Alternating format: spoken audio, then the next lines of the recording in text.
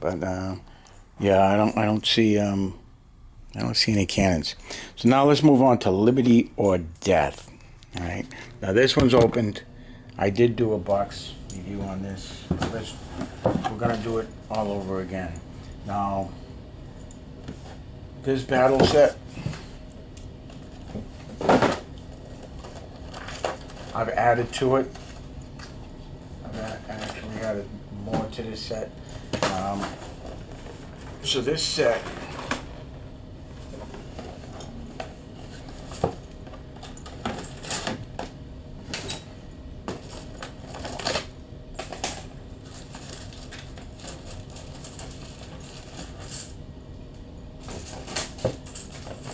called the bases, huh?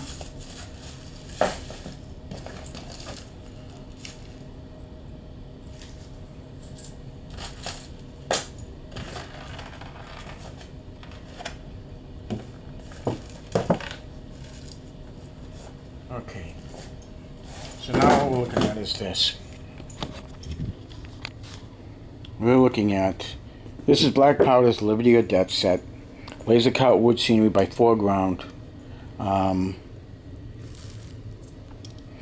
Laser cut wooden blockhouse, laser cut wooden snake fences, 3 resin gun gabions, 3 plastic mounted commanders, 90 plastic British infantry, 120 Continental infantry, 30 Hessians, 3 plastic field guns, either 6-pounders or 9-pounders, a Molly picture figure, 30 plastic colonial militia, 8 plastic woodland Indians, 3 casualty figures, and full color flags for each regiment.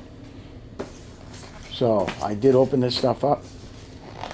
So you're looking at your artillery directions here.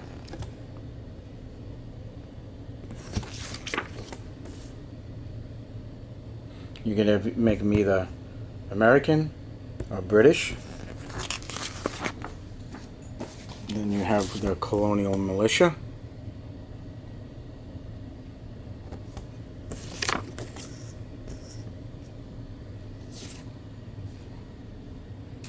And this is what the set brings, Terry. Right there. When it's all said and done.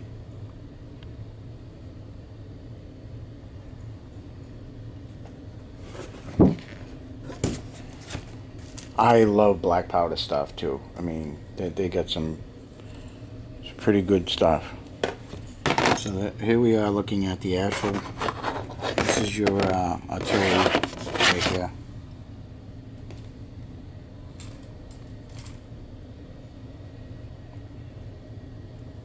This is artillery.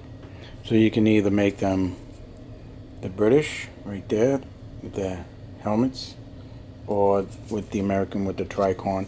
You could probably, I don't know, decide what you want to do. And then you got Hessians.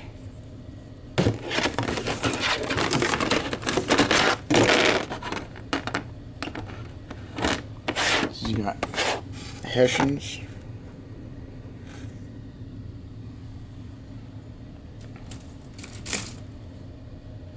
And this looks like Indians.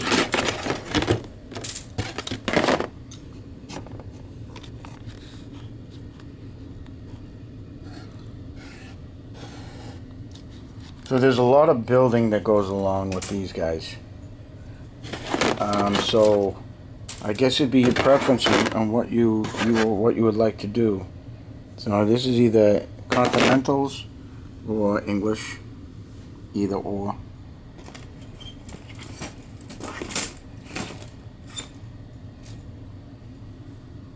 And basically, that's the set you're gonna get. Alright, so the flags and stuff, I'm not sure if I put them over here or over here. What I do with them.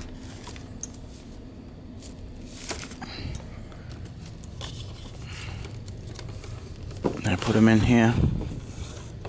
I am not sure. Whoop, I'm not sure.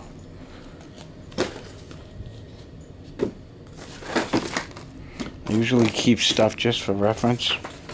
Hey, How about that? Fallout protection. What to know and do about a nuclear attack. Are you kidding me? Department of Defense. Office of Civil Defense.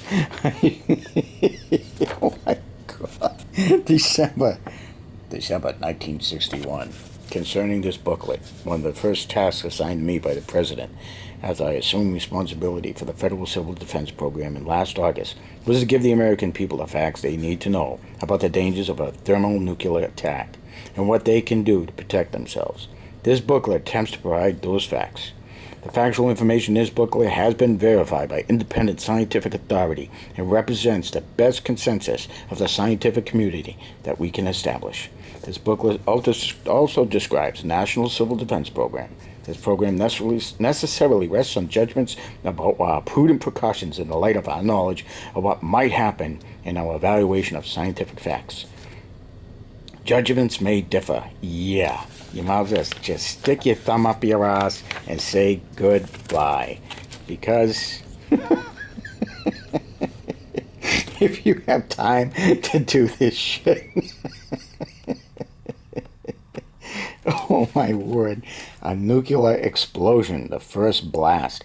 A 5 megaton nuclear weapon explodes with a brilliant flash that lasts about a minute. A quick burst of nuclear and heat radiation emerges from the ground zero, the point of explosion. The spurt of nuclear radiation, wavy lines extending from the fireball, is called the initial radiation or prompt radiation and kills within a mile or two.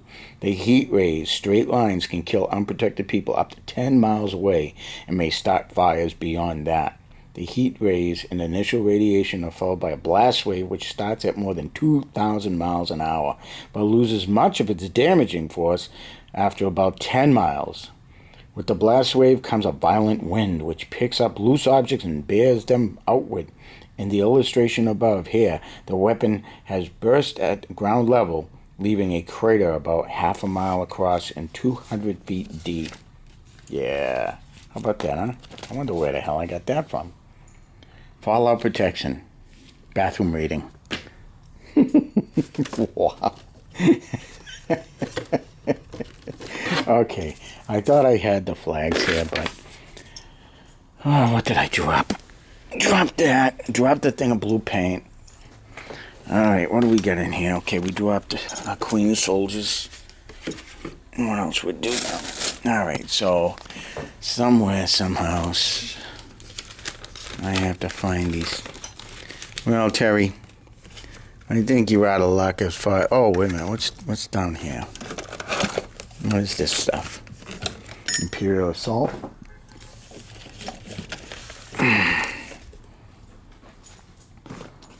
Oh, yes. Union contract. What do we got here? We got flags, but not what the flags we're looking for. Army painter stuff. Let's get you over here. I don't see what I'm looking for. So I'm assuming, yeah, this is all Warhammer stuff. Painting, what we got in here? Alright, Army painter. These are Austrian flags. That ain't gonna help us none. Alright. So, that being what it is, I'll throw the stuff back there and say okay.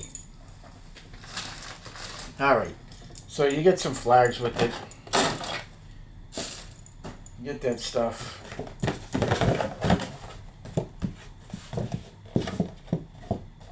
Hell of a box opening, huh guys? Alright. Because I already did it before. Alright, Terry, so that's what you got.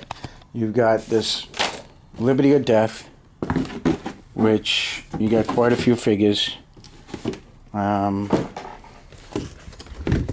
So you got 90 British, 30 Hessians, that's 120 Brits right there.